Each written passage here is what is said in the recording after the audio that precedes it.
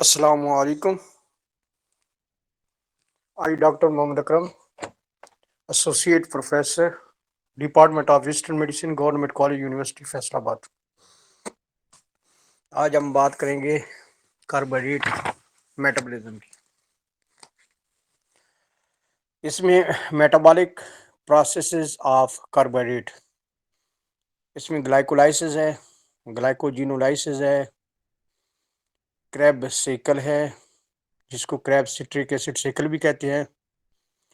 This cycle is not only for carbohydrate metabolism, rather it is a common metabolic pathway for carbohydrate, protein and lipids.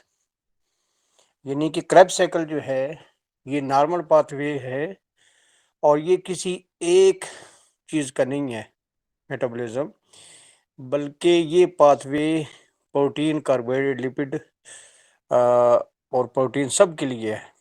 یعنی تمام کے تمام جو ہے نا اس میں انٹری دے سکتے ہیں. اس کے بعد گلوکونیوجینیسس، گلائکوجینیسس، ایگزوز مونوفاسفیٹ شنٹ جس کو HMP شنٹ بھی کہا جاتا ہے. اس کے بعد کوری سائیکل یا کوریز لیکٹک ایسڈ سائیکل بھی کہتے ہیں. گلائکولائسس، اس کو ایمڈن میئروف پاتھ وے بھی کہتے ہیں. اچھا، اس کی ڈیفینیشن جو ہے وہ یہ ہے کہ it is the break down of glucose اور گلائکوجن، یعنی گلوکوز ہو یا گلائکوجن ہو اس کی بریک ڈاؤن ہے اپ ٹو پائرویٹ اور لیکٹیٹ. یعنی کہ اینڈ پروڈکٹ جو ہے اس کا گلوکوز کا یا گلائکوجن کا پائرویٹ ہوگا یا لیکٹیٹ ہوگا. گلوکوز جیسے کہ آپ کو پتہ ہے کہ گلوکوز جو ہے وہ مونوسیکرائڈ ہے اور گلائکوجن جو ہے وہ باڈی کے اندر، اینیمل باڈی کے اندر سٹور ہوتی ہے، اور یہ جو ہے وہ پولی سیکرائڈ ہے. گلائکولائسس جو ہے کیٹابولک پروسیس ہے، یعنی اس میں بریک ڈاؤن ہوتی ہے. It is the main pathway of carbohydrate metabolism to generate energy. یعنی سب سے زیادہ جو ہے وہ جو انرجی حاصل ہوتی ہے یا جس مقصد کے لیے گلائکولائسس ہوتی ہے وہ مقصد ہے ATP پیدا کرنا. یہ سائٹوسول کے اندر ہوتا ہے اور اس سے ATP، NADH2 اور پائرویٹ حاصل ہوتے ہیں اگر یہ آکسیجن کی موجودگی میں ہو. اچھا، گلائکولائسس کا مقصد جو ہوتا ہے وہ انرجی پرووائڈ کرنا ہے باڈی کو، اور سب سے زیادہ جو ہے وہ انرجی چاہیے ہوتی ہے برین کو. تو برین چونکہ پرائمری سورس کے طور پر گلوکوز کو ہی استعمال کرتا ہے، یعنی گلوکوز جو ہے کسی صورت میں بھی باڈی کے اندر کم نہیں ہونا چاہیے. اس لیے کہتے ہیں کہ گلوکوز جو کم ہوتا ہے وہ زیادہ ڈینجرس ہے گلوکوز کے زیادہ ہونے سے. یعنی اگر آپ کا گلوکوز زیادہ ہے تو اس سے بھی پرابلم ہے، لیکن اس میں یہ ہے کہ گلوکوز ایٹ لیسٹ سیلز کو مل رہا ہوتا ہے. لیکن ہائپوگلائسیمیا میں گلوکوز جب سیلز کو نہیں ملتا تو اس سے سیلولر ڈیتھ ہونے کا خطرہ ہوتا ہے.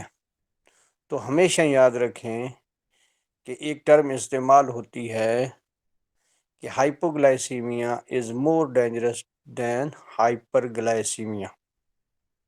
تو گلوکوز جو ہے اس کے لیول کو کبھی بھی کم نہ ہونے دیں. اس کے اندر جو ہمیں حاصل ہوتے ہیں ایک ATP ہے، ATP حاصل ہوتے ہیں، NADH2 حاصل ہوتا ہے اور ایروبک میں پائرویٹ حاصل ہوتا ہے. تو یہ تمام ایگزوزز یعنی کہ گلوکوز ہی نہیں بلکہ فرکٹوز اور گلیکٹوز کا بھی کیٹابولک پروسیس ہے، کیونکہ یہ پرویٹ پیدا کرتا ہے اور یہ پھر پرویٹ جو ہے وہ مختلف میٹابولک پروسیس کا انٹرمیڈیٹ ہے. یعنی پرویٹ جو ہے وہ آگے جو ہے سلیکٹیڈ بھی مان سکتا ہے اور یہ سٹرک ایسڈ سائیکل میں بھی جا سکتا ہے. اب ٹائپس، گلائکولائسس کی دو میجر ٹائپس ہیں، ایک ایروبک کہلاتی ہے اور دوسری این ایروبک گلائکولائسس کہلاتی ہے. ایروبک کا مطلب یہ ہے کہ یہ آکسیجن کی موجودگی میں ہوتی ہے اور اس کا اینڈ پروڈکٹ جو ہے وہ پائرویٹ ہوتا ہے. NADH2 جو ہے یہ جو پیدا ہوتا ہے تو یہ NADH2 کا مطلب یہ ہے کہ یہ آپ کو انرجی 3 ATP کے برابر دیتا ہے، لیکن یہ NADH2 اس وقت دے گا جب یہ ریسپیریٹری چین میں جائے گا، اور ریسپیریٹری چین جو ہے وہ آکسیجن کی موجودگی میں کام کرتی ہے۔ تو جو ٹوٹل ATP حاصل ہوتے ہیں گلائکولائسس کے اندر، ان کی مقدار جو ہے وہ 10 ہوتی ہے، لیکن اس میں 2 ATP جو ہے وہ استعمال ہوتے ہیں، اور نیٹ پروڈکشن عربک گلائکولائسس کے اندر جو ہے وہ 8 ہوتی ہے۔ تو یہ جو ہے جب بھی آپ کو یہ کہا جائے کہ گلائکولائسس کے اندر کتنے ATP ٹوٹل حاصل ہوتے ہیں تو آپ نے کہنا ہے 10، تو نیٹ گین کتنی ہوتی ہے؟ وہ ہوتی ہے 8۔ 2 جو ہے وہ یوز ہوتے ہیں سٹیپ نمبر 1 پہ اور سٹیپ نمبر 3 پہ۔ اب آئیں این ایروبک گلائکولائسس کا۔ یہ وہ گلائکولائسس ہوتی ہے جو آکسیجن کی عدم موجودگی میں ہوتی ہے، اور این ایروبک گلائکولائسس کا جو اینڈ پروڈکٹ ہوتا ہے وہ لیکٹیٹ ہوتا ہے۔ ریسپیریٹری چین جو ہے وہ سٹاپ ہو جاتی ہے آکسیجن کی عدم موجودگی کی وجہ سے، اس لیے جو NADH2 پیدا ہوتے ہیں این ایروبک گلائکولائسس کے اندر، وہ 3 ATP نہیں دے سکتے۔ تو اس میں کیا ہوتا ہے، پھر پرویٹ جو ہے وہ چینج ہوتا ہے لیکٹیٹ کے اندر۔ تو اس کا مطلب یہ ہوا کہ این ایروبک گلائکولائسس کا اینڈ پروڈکٹ جو ہے وہ لیکٹیٹ ہے، نہ کہ پرویٹ ہے۔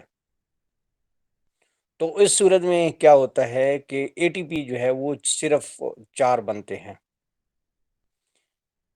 ٹوٹل ATP کی تعداد جو ہے وہ 4 ہوتی ہے، 2 یوز ہو جاتے ہیں اور نیٹ گین جو ہے وہ 2 ہے۔ تو یہ ایک بہت بڑا فرق ہے ایروبک گلائکولائسس کا اور اینائروبک گلائکولائسس کا، کہ ایک میں 8 ہو رہے ہیں اور ایک میں 2 ہو رہے ہیں۔ اب کچھ بچے جو ہے وہ سوال کریں گے کہ کیوں جو ہے نا وہ اتنے یکدم کیوں کم ہو گئے؟ NADH2 تو 3 ATP دے رہا تھا، تو یہ تو پھر 6 کم کیوں ہو گئے؟ اصل میں گلوکوز جو ہے جب پرویٹ تک پہنچتا ہے یا پرویٹ جو حاصل ہوتا ہے تو یہ 2 فیز ہوتے ہیں اس میں، یعنی کہ ایک جو گلوکوز ہوتا ہے اسے 2 پرویٹ حاصل ہوتے ہیں۔ اس طرح جب وہ پرویٹ چینج ہوتا ہے لیکٹیٹ میں تو 2 پرویٹ 2 لیکٹیٹ میں جو ہے وہ کنورٹ ہوتے ہیں۔ تو اس طرح NADH2 جو ہے وہ ایک نہیں بلکہ 2 ہوتے ہیں۔ تو ایک جو ہے NADH2 اس سے 3 ATP حاصل ہوتی ہے، تو اس طرح گلائکولائسس میں چونکہ 2 NADH2 حاصل ہوتے ہیں تو وہ 2 NADH2 جو ہے وہ ایک NADH2 3 ATP دے تو 2 NADH2 6 ATP دیتے ہیں۔ تو اینائروبک گلائکولائسس میں جب 2 NADH2 یہ ریسپیریٹری چین میں نہیں جاتے تو ان سے 3 ATP نہیں ملتی۔ تو اس طرح ہمارا نقصان کیا ہوتا ہے کہ 2 NADH2 جو ہے وہ ریسپیریٹری چین میں نہیں جاتے اور 6 ATP کم ہو جاتی ہے۔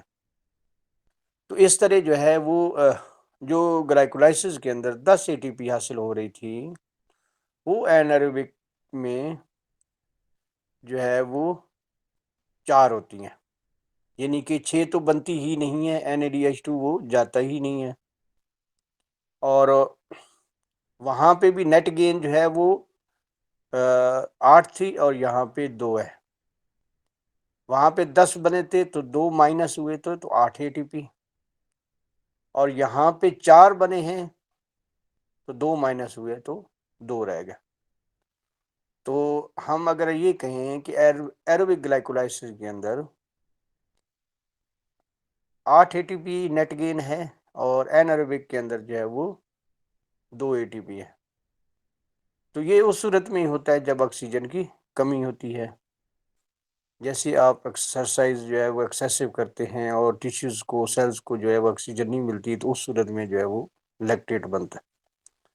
وہ لیکٹیٹ جو ہے وہ پھر باڈی میں جمع ہوتا ہے اور پھر جو ہے اس سے مسل فٹیگ بھی ہوتی ہے اور بعد میں جو ہے یہ لیکٹیٹ کنورٹ ہو سکتا ہے پائرویٹ کے اندر یا گلوکوز کے اندر. Thank you very much.